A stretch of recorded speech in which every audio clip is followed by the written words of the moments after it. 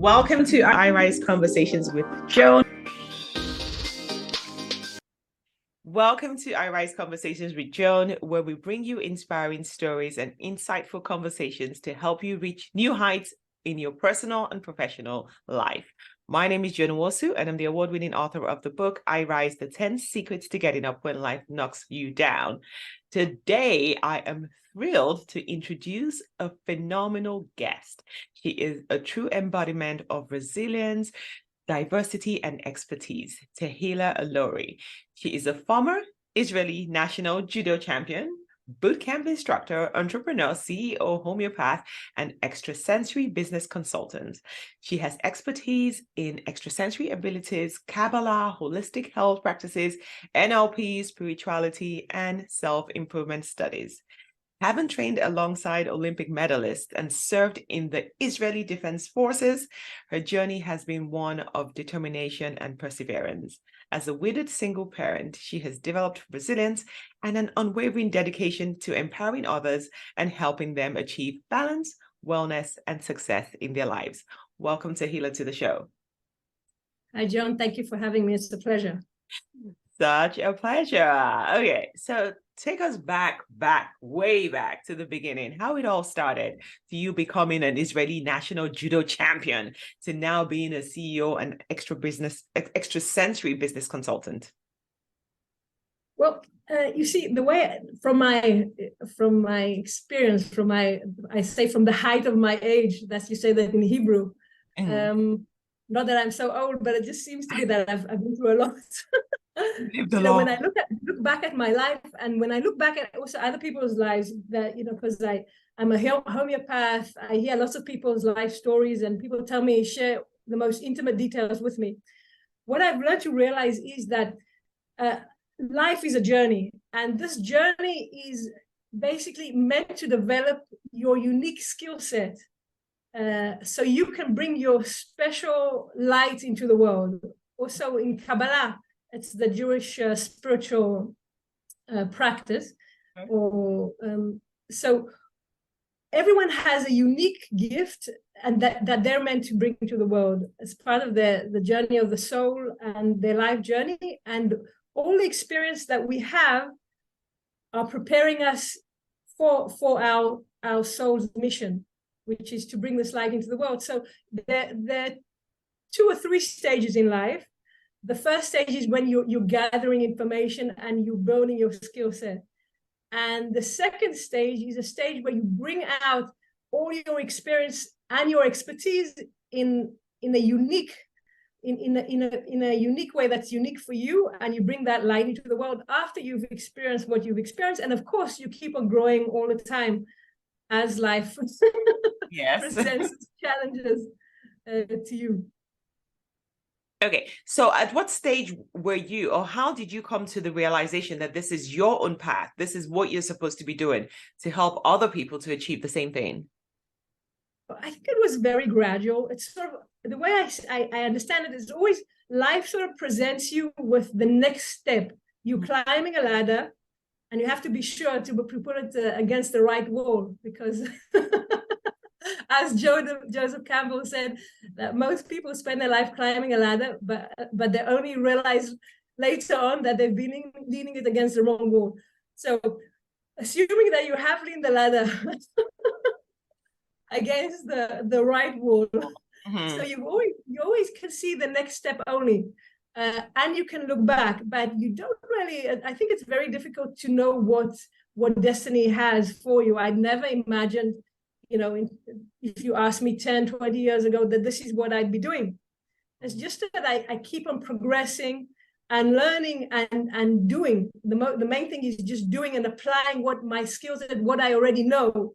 And when I have good intentions, that's when I find that I evolve, and the next step is presented to me as I go along. So you said you talked about only knowing the next step and not knowing the entire ladder. And again, hopefully you're leaning this ladder against the right wall. I think that is so key, because you could be on a journey to nowhere. So how does life experiences, because for a lot of people who've been through a lot of adversity, it is difficult for them to say, I went through that because it was trying to kind of prune me for the next step.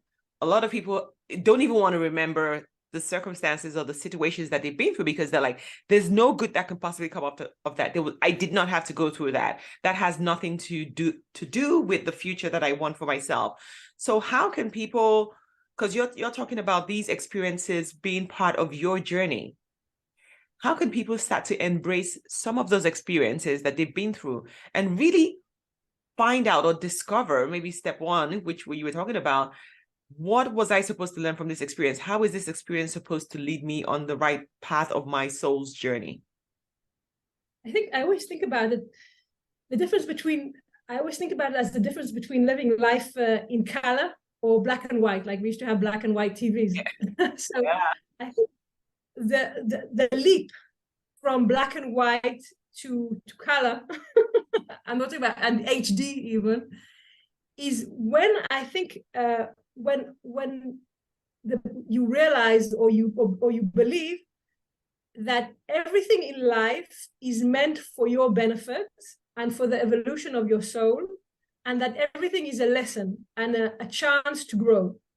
So once you see everything that happens to you not as chance, but as something that has been pre-planned by a divine force, by God, by whatever you want to call it, then it makes everything much easier, because when you don't think as life being against you but for you, then your whole perspective changes, and then instead of fighting life, you're in a place where you're just, I wouldn't say it's submission, but it's a place where you're more flexible and willing to flow with life and more appreciative, and you get to see the good, because there's always a silver lining.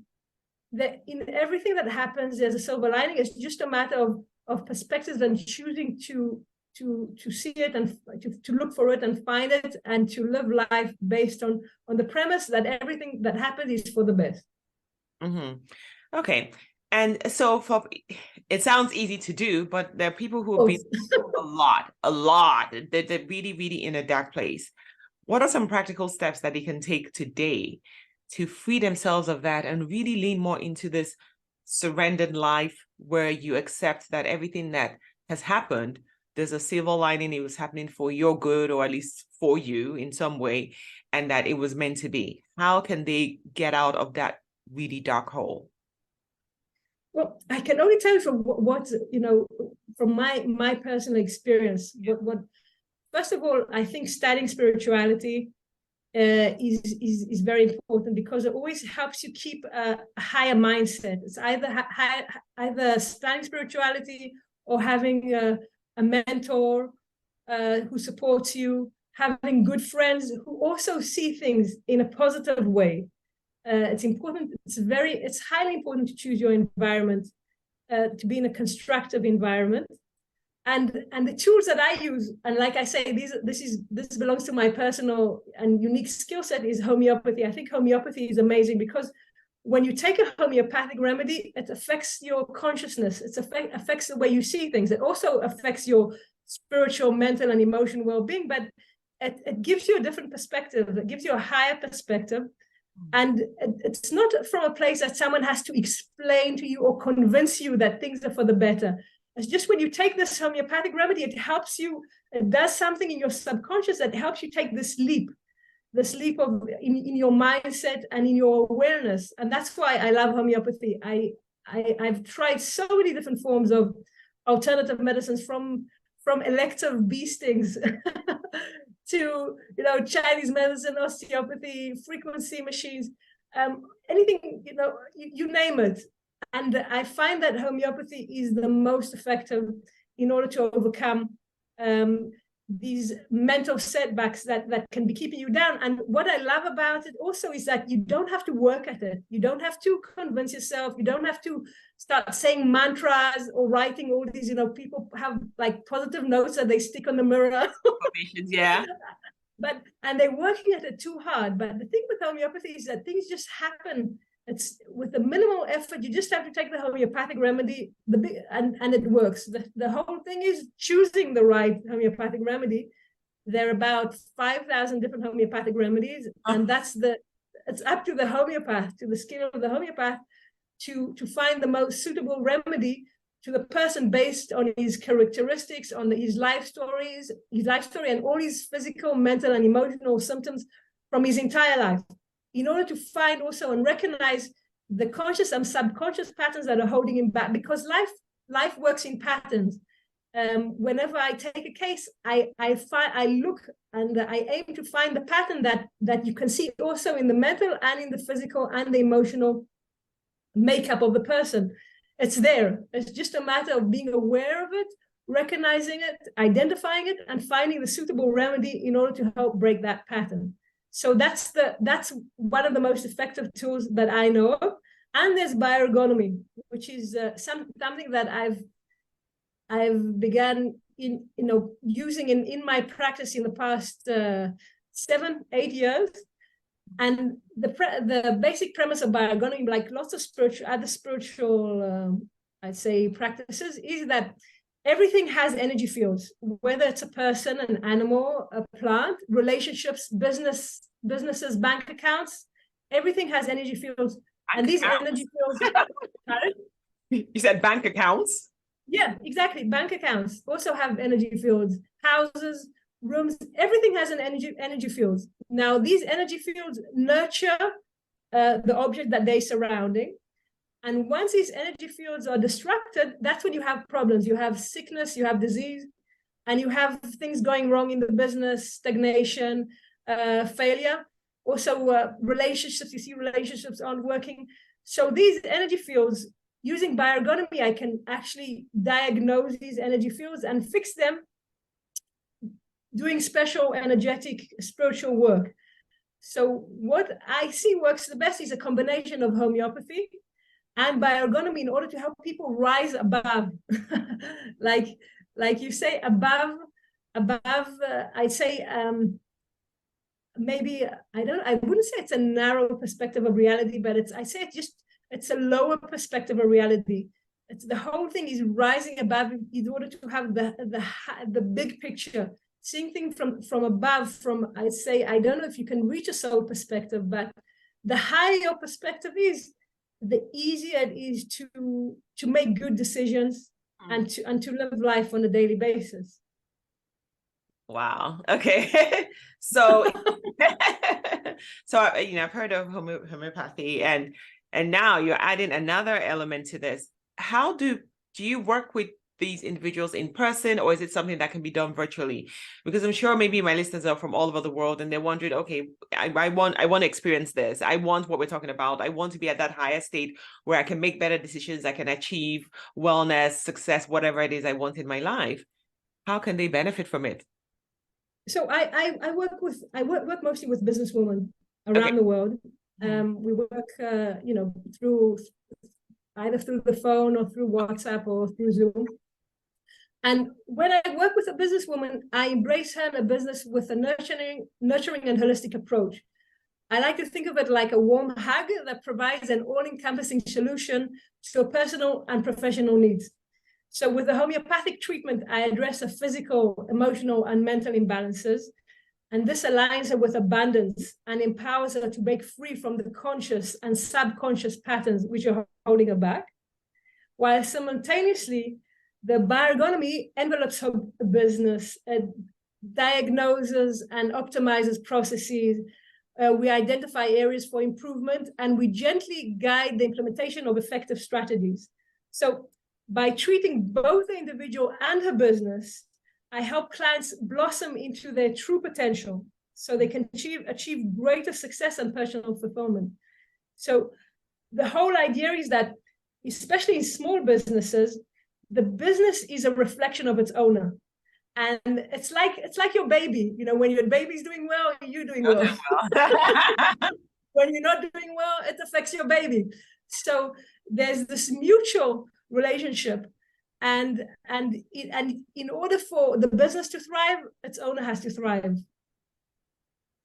Absolutely. And I love it's such a holistic approach, because you will find most people just want to deal with the business side of things. So let's work on your strategy, let's work on your systems, your processes, and forgetting, I love that you are a reflection of your business, especially when it's a small business.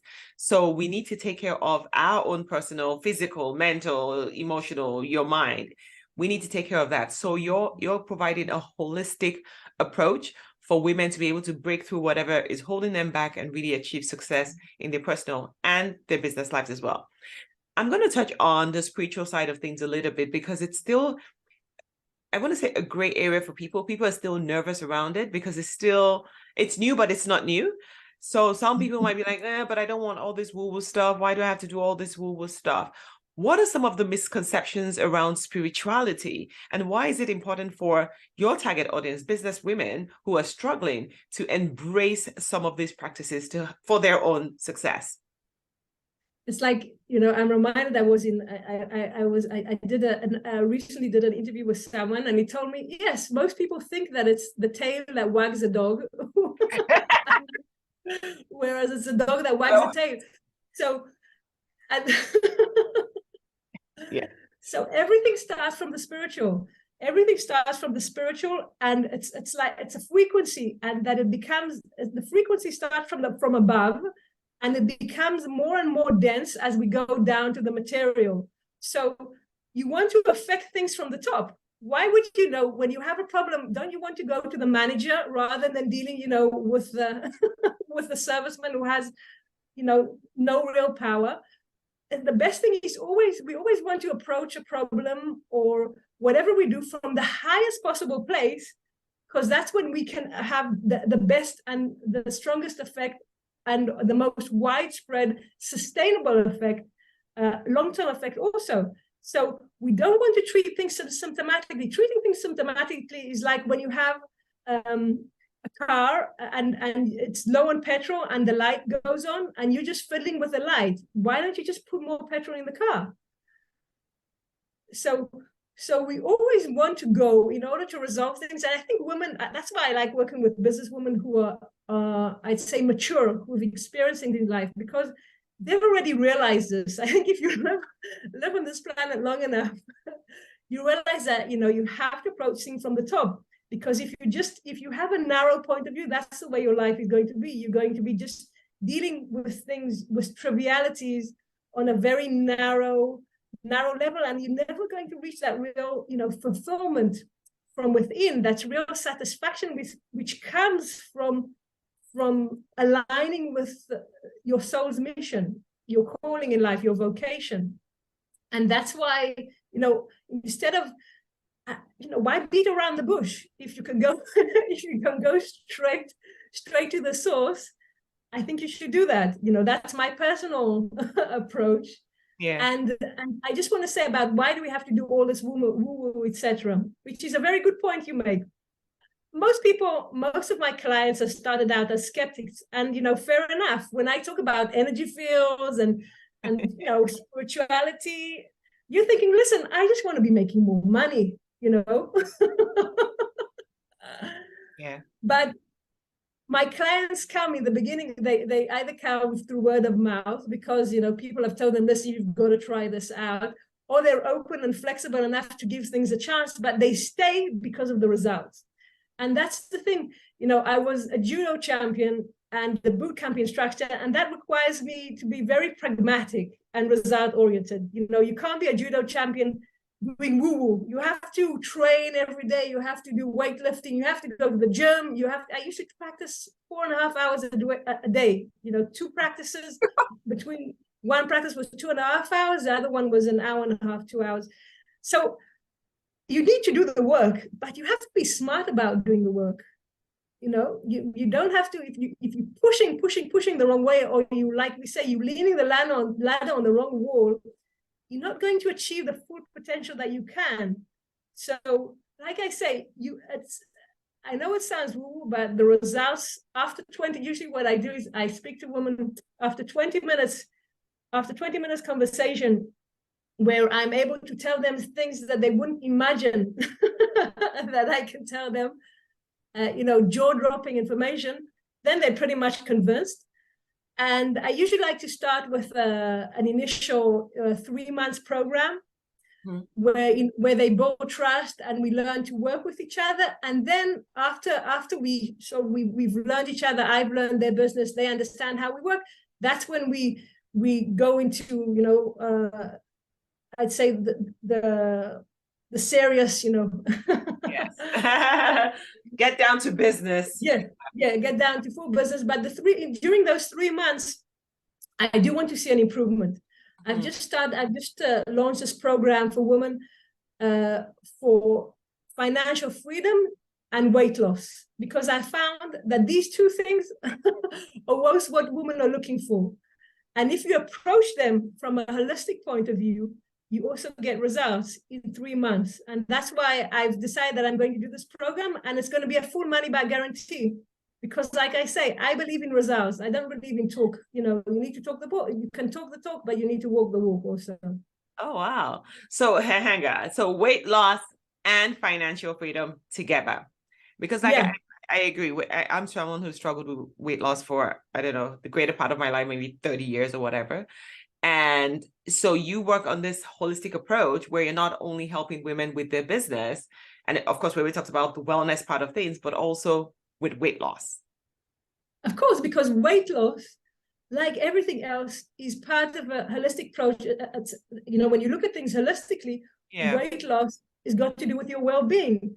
When you're healthy, your metabolism works properly. Your desires and needs are aligned. That's a very important point. When someone is healthy, their desires and needs are aligned, whether it's their food desires or their desires in relationships or in work surroundings. When someone is unhealthy, they crave cigarettes, they crave they crave sugars, they crave bad relationships. They find they attract narcissists. they work with the wrong partners. Because there's a gap between what they want and what they need. They usually want destructive things. So the healthier a person is, the more they're aligned, their desires are aligned with their needs. They have a healthy mindset. They make healthy choices. And that's what I see this. I've got a homeopathic clinic for more than 20 years, and I see this all the time. And that's why, and I see businesswomen coming to me and they say, listen, we want financial freedom and we want weight loss. That's what most women want. Yes. Let's put things on the table. Yeah, absolutely. And I'm like, and I say, okay, I want so much more for you. I want financial freedom. I want weight loss, and I want you to be healthy. I want you to have a happy relationship. I want you to have, to be fulfilled. I want you to do what your soul's journey, your calling is, based on your unique soul and your unique circumstances in life. I want so much more from you. And I know that if we take this holistic approach and we work correctly, you will achieve everything. Wow. And who wouldn't want that? Who wouldn't want that? Honestly, it's again, there is work that needs to be done, because it's not magic. It's like, it's not, oh, just sign up and then there's no work to be done. There is work to be done. But if you're ready and you're listening, this might be the message that you've been wanting to hear. All the grinding and struggling and wondering why me all the time. I keep attracting the same kind of partners. I'm so unhappy. I'm this, I can't break my bad habits. Well, now you're hearing that there is a holistic approach that can take care of all of that. And if you're a woman, weight loss and financial freedom sounds like a deal made in heaven to me, at least. And I really want to encourage people to reach out, to connect with Tehilla and see if this is the solution for you, if this is what your soul requires at this point in life. Because the truth is, we're all created here for a purpose. Like, there's no mistakes. We're all here for a reason, for a purpose. And the sooner you align with that, the sooner you can start to achieve the fulfillment. You can start to live a life that you truly desire, where your needs actually match with your wants, and then you're fulfilled and you're happy. You're not grinding every day, wondering, being in victim mode, why me, why that, oh, I don't like this experience. You're actually harnessing all the experiences that you're experiencing and knowing that that is supposed to lead you on the right path. I think that is the best way to live life, in my opinion. That's like a really, really focused life. You know where you're going, and you know that you're on the right on the right path? Thank you. I want to reiterate what you said, because we're not here to suffer. Okay, we're here to thrive. And that's what we want, and the tools to do that. You don't have to. Yes, you need to do the work, but let's do it. Let's focus. Let's do it focused in the right environment, in the positive environment. If there's shortcuts, take them. They're tools that you don't have to be sort of fighting against life. When God creates a problem, that's the way I see it. He creates a solution even before he creates a problem. Okay. So there's a reason for everything. It's not to make you suffer. Yeah. It's for you to grow and to thrive and to be happy and bring your special, unique light into this world. And when you do that, that's when you feel, when you tap into the universe and you tap into your special powers, because they're not really yours. You're a vessel, and when you're aligned with that, it comes through you. And in order to become aligned, it doesn't require much effort. It's just connecting the pipe, to the right place. It's just like I always like to think about like a radio transmitter, the old ones with the dial. Yeah. And you just have to tweak the dial, and then you have the most amazing music coming out, and it's effortless. Wow, effortless living. I absolutely love it. So, what advice do you have for people, women today, who are listening and thinking, okay, maybe I want some of this. I still can't see how my past experiences has to do with anything, but I want some of this. I want to be able to make some changes, some small changes in my life starting today. I want to be on this right path. What advice do you have for women who are struggling? So my advice is to women and business owners is to remember that every challenge is an opportunity for growth. Don't be afraid to seek help. Embrace holistic methods that nurture both you and your business. Trust in your intuition and align your personal well-being with your business goals.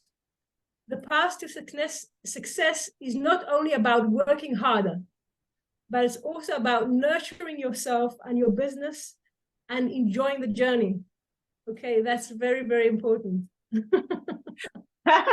Enjoying the journey, and that is so counter to a lot of the narrative that most of us were raised in, where it's you have to work hard, nothing good comes easy, blah, blah, blah, blah, blah. So that there's a lot of work that needs to be done around that. You have to embrace the journey, enjoy the journey, nurture your natural skills and talents, nurture your experiences, take care of your body holistically, take care of your mind. And that's where people like Tehilla come into play. You have to go through this journey on your own, and it's not supposed to be a journey of suffering. If you're suffering, I think you're doing something wrong. They'll be like, no, you're meant to suffer. I'm like, no, I don't think so. I don't think we're designed to suffer. I don't. No, I tell you what, pain is a great catalyst for growth. Yeah. Okay? I heard that scientifically, the only thing that lights up your entire brain is pain. Okay. Oh, wow. So it is a catalyst for growth, but like everything, you have to know how to work with it and work with it correctly in order to use it for the right reason, for the right reasons, and to help. And instead of closing up, some people, they close. I think especially women giving birth, that's one of the that's a classic. Working with the pain, you learn how to work with the pain, and then the birth, and then it's birth. It's giving birth to a higher self, a higher version of yourself. Every time you go through a painful experience, it's a chance to give birth to a higher version of yourself. Yeah, I love that. Embrace the pain and use it as a catalyst for growth. Okay, so take us back to your judo championship. Like, what was it like being in the judo championship, and what was it like being in the Israeli Defense Forces. What are some of the experiences and the skills that you took from those experiences to be where you are today? So I was training in judo from the age of 5 till the age of 18, where I was already and in the Israeli army. In the Israeli army, it's conscription. So most men and women, it's their duty to go. You need, everyone goes to the Israeli army. It's like I said, it's conscription. It's not voluntary. So as an athlete, serving in the army is, you know, you're training all day. Army service is not not high on your agenda because you've got your career to think about. So the army allows a few top athletes to be recruited in a special status. So I was recruited on that status as an elite athlete in order to allow me to continue my judo training. And then I injured my knee and I had to quit judo. And it was very difficult for me because doing judo since the age of 5, it was part of my identity. I was always introduced as, you know, this is the judo champion. And I must say, you know, whenever I'm asked about this, I say judo is an individual sport, and individual athletes are trained to become self-centered and egotistical because you have to be in order to succeed. It's a zero-sum game. You have to be the best. You constantly have to be the best. And you're against your teammates. It's like I say, it's not a team sport. It's an individual sport. So it's highly disciplined, highly ambitious, and you have to have that drive and determination in order to succeed, and the talent. And when I quit judo, I decided I wanted to do something meaningful in the army. So, and I decided I wanted to be a boot camp instructor for new male recruits. And I had to do a very quick switch, and it was very painful. From being, you know, at the top of the pyramid in judo to becoming a commander for new recruits from difficult backgrounds. It's a thankless job. It's highly, highly demanding, but no one appreciates it. And we were severely, instead of having understaffed, instead of being a staff of 6, we were a staff of 2. I think I must have slept 4 hours a night on a good night, during a good night. And it's constant friction with the soldiers. But it enabled me to do this, the painful experience, it made me to make the switch or the flip from being someone who's selfish to someone who's selfless. And I'm very thankful for that. And it was a very, very intense experience and very painful. But because it was so intense and painful, that's the change happened quickly. So, because I chose it. It was something that I chose to do. I agreed to be in that situation. I submitted to it. And then it became a part of me. So that's when I changed immensely. And I think it's also part of when I look back, it's part of my growth, because I think before you can become a leader and help other people, you have to know how to be a follower, first of all, and also take care of yourself, take care of number one. And only after you learn how to take care of number one, then you can start taking care and leading other people, because you have to, first of all, control and lead yourself. You have to be also your best follower. You can't expect other people to listen to you or to have discipline if you yourself don't have discipline. So I think that was the initial stage of my development. It was very, very important. Yeah, and I think that's a fantastic example of life experiences and how it's all working together to create the refined person that you are, for you to be able to follow through on your soul's mission. And because a lot of people might say, I went through all this, I didn't have to go through that. The boot camp could have been easy. Why didn't they have 6 people who were trainers? Why wasn't I able to sleep 8 hours a day? It wasn't good for my body. But if that situation wasn't designed that particular way, then you wouldn't have grown as much as you did. You needed that actual experience to change you, because the new universe knew the work ahead of you, and it needed to prune you to be that better version of yourself. So for people who've gone through life challenges, through adversity, it's good to reflect and look at what was the good, what was the benefit from going through those really tough experiences. Like you already explained, pain is the only thing that lights up every part of the brain. I'm like, wow, ouch. But it is to push you. It's for your growth. It's to push you in the right direction, to push you to that higher, better version of yourself that you were created to be. So you can get on this journey and get on your life's mission to be a light to the world for other people. So thank you for sharing that story. You're welcome. Thank you. So, final question though. So what's next for you? Where do you see your business going to next? How do you want to spread this message across the world? Because I'm not sure enough people are hearing about it, this combination between not just your personal, but also your business life and working with people in a holistic way. Well, thank you for asking, because the way I see it, I think most people think about business as a very material thing. And I think that the world, if I look at it as the evolution of the entire world, I think more and more people are interested in spirituality. More and more people are realizing that a zero-sum game will not, does not work long-term.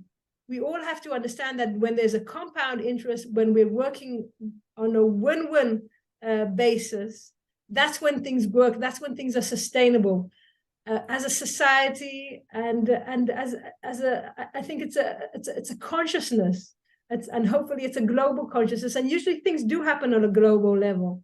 Yeah. So the way I see it, if I can help business owners bring into what most people think as the densest part of of life, which is business and money, bring the spiritual side into that, and work according to spiritual principles, and align to spiritual principles, and align to the higher good, and see that you can make money while doing good and having other people make money as well. Abundance and thriving is all about there's enough, there's more than enough for everyone. Yes. So that's the consciousness I want to help foster in the world. And that's for me, that's what I feel is my mission. And like I say, I just know the next step, so for me, that's the next step. I don't know what the next, what the step what will come later, but that's what I from when I look inside and I try to feel where I'm being guided, that's where I feel I'm being guided. Wow, I love it. And I agree. I think the consciousness is at a global level. People are getting more and more aware of the spiritual side of things, and there's a lot of interest growing, but being able to connect the two, I think a lot of people are still struggling. I think there's spirituality only for this stuff, and then there's business, but you're helping to bridge that gap and really understand that this takes care of all of that too. So it's not they're not separate. So that's really amazing. And I really want to encourage anyone who's listening. Maybe you're hearing this message for the first time, or you've been hearing and you're thinking, oh, maybe is it for me? Is it not for me? Well, if you feel something within your spirit, because we always know within your gut, your intuition is talking to you. If you feel like this is for you, this is the next step. Again, you don't need to know the 20,000 other steps. You just need to know the next steps. If you're feeling that calling within you to, now is the time. Now is the time to move to the next level. Now is the time to fix all the things that are broken in your life. Now is the time to apply a more holistic approach to your well-being, to your business. Then I will be sure to include Tehilla's contact details in the show notes, and you can get started on that journey today so that you can create a life that you truly love. And like Tehilla said, there's more than enough abundance for everybody. Right? We don't have to be in a competitive state, but you need to find out what your own soul journey is and get on your mission. And here you have somebody who can help you do that effortlessly. Thank you. Effortlessly. I like to think about it. And there's always, I think a good example is when if you have a garden, for instance, okay, and it's not being watered properly. So you have the grass dying, and the trees and the flowers are dying, and there are no bees and no birds, and you can start, say, bring an expert for the bees, and bring an expert for the trees, and bring an expert for the flowers. But what I'm saying is just add water, and whatever needs to grow will grow. Yes, I love it. I think that's a perfect way to end the show. Bring in the water, you show up, and let us grow everything that needs to grow in your life. Thank you so much, Tehilla, for being here with us today. Thank you. It's been a real pleasure, and I wish you all the best. Thank you, and you too. Thank you to everyone for listening. I hope you got something really, really solid out of this conversation, and I hope that it sets you on the right path to achieve your own personal and financial success. Thank you for listening. I'll see you same time next week on iRise Conversations with Joan.